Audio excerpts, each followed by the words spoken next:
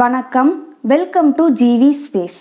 இந்த வீடியோவில் நம்ம டூஸ் காம்ப்ளிமெண்ட் அரித்மெட்டிக் யூஸ் பண்ணி எப்படி அடிஷன் பண்ணணும் அப்படிங்கிறது பார்க்க போகிறோம். ஸோ ஃபஸ்ட்டு கேஸ், இப்போ ரெண்டு வேல்யூ பாசிட்டிவ் வேல்யூவாக இருந்துச்சு அப்படின்னா நம்ம எப்படி அடிஷன் பண்ணணுங்கிறத பார்க்க போகிறோம். ஸோ இது ஜென்ரலாக பார்த்தீங்க அப்படின்னா பாசிட்டிவ் வேல்யூவாக இருந்துச்சு அப்படின்னா அது நார்மலாக அதுக்குரிய பைனரி ஃபார்மில் ரெப்ரசன்ட் பண்ணணும். இதே நெகட்டிவ் வேல்யூவாக இருந்துச்சு அப்படின்னா அதை டூஸ் காம்ப்ளிமெண்ட் எடுத்துகிட்டு நம்ம ஆட் பண்ணணும், அவ்வளோதான். ஸோ ஃபஸ்ட்டு ஒன், இப்போ +5 அப்படிங்கிறப்போ அதோட பைனரி வேல்யூ 4 பிட்டில் பார்த்தீங்கன்னா 0 1 0 1. இதே இது +2 பார்த்தீங்க அப்படின்னா அதோட 4 bit binary value 0 0 1 0.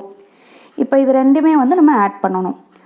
So 1 1 1 0. So ஆக்சுவலாக இது ரெண்டையும் ஆட் பண்ணால் நமக்கு +7 கிடைக்கணும். ஸோ இங்கே பார்த்தீங்கன்னா நமக்கு +7 கிடச்சிருக்கு.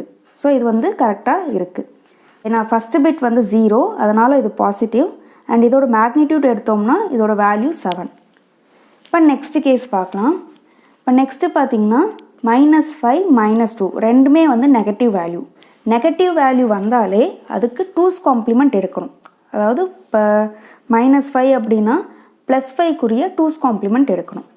ஸோ +5ஓட வேல்யூ 0 1 0 1.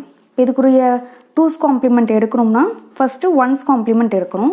இப்போ 1 0 1 0 ஒரு 1 ஆட் பண்ணணும். ஆட் பண்ணால் 1 0 1 1 கிடைக்கும். இதுதான் -5க்குரிய பைனரி வேல்யூ.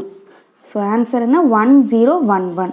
இதே மாதிரி நம்ம -2க்குரிய வேல்யூ கண்டுபிடிக்கிறதுக்கு +2க்குரிய டூஸ் காம்ப்ளிமெண்ட் வேல்யூ எடுக்கணும். ஸோ +2க்குரிய பைனரி வேல்யூ 0 0 1 0. இதுக்கு ஃபஸ்ட்டு ஒன்ஸ் காம்ப்ளிமெண்ட் எடுக்கணும். எடுத்தால் 1 1 0 1 கிடைக்கும். இதோட ஒரு 1 ஆட் பண்ணணும். ஆட் பண்ணால் நமக்கு 0 1 1 1 கிடைக்கும். ஸோ இதுதான் -2க்குரிய பைனரி வேல்யூ. ஸோ இது இங்கே எழுதிடலாம். இப்போ இது நார்மலாக ஆட் பண்ணணும். ஸோ 1 0 1 0 1 11. ஸோ இது ஒரு 4 பிட் பைனரி வேல்யூ. ஸோ இந்த கேரியை நம்ம டிஸ்கார்ட் பண்ணிடணும். ஸோ இது நார்மலாக நம்ம ஆட் பண்ணோம் அப்படின்னா -7 கிடைக்கணும். ஸோ இங்கே -7 கிடச்சிருக்கா அப்படிங்கிறத வெரிஃபை பண்ணி பார்த்துடலாம். ஸோ ஃபஸ்ட்டு பிட் 1 வந்ததுனால இது ஒரு negative value.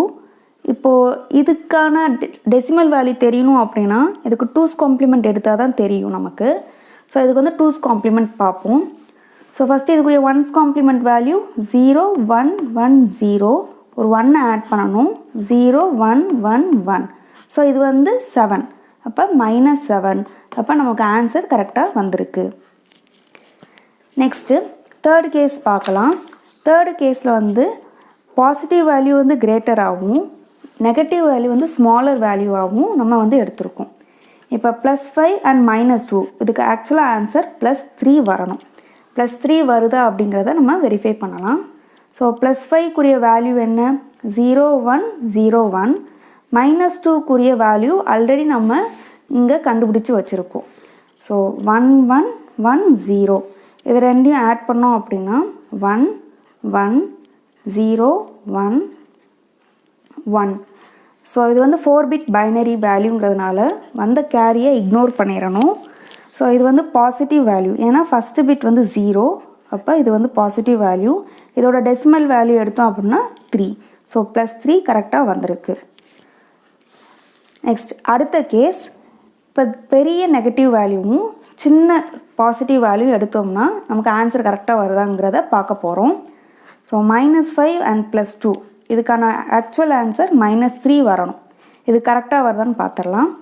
So -5க்குரிய value already நம்ம இங்கே யூஸ் பண்ணியிருக்கோம். 1 0 1 1. ஸோ 1 0 1 1 எடுத்துக்கிட்டோம். அண்ட் +2க்குரிய வேல்யூ 0 0 1 0. இது ரெண்டையும் ஆட் பண்ணுவோம். 1 0 1 1 1.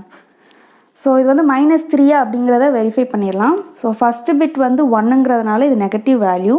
இதோட டெசிமல் வேல்யூ தெரிஞ்சுக்கணும் அப்படின்னா இதுக்கு டூஸ் காம்ப்ளிமெண்ட் எடுக்கணும். இதுக்கு நம்ம ஃபஸ்ட்டு ஒன்ஸ் காம்ப்ளிமெண்ட் எடுக்கணும். ஸோ 0 0 1 0. அதுக்கப்புறம் நெக்ஸ்ட் ஸ்டெப் ஒரு 1 ஆட் பண்ணணும்.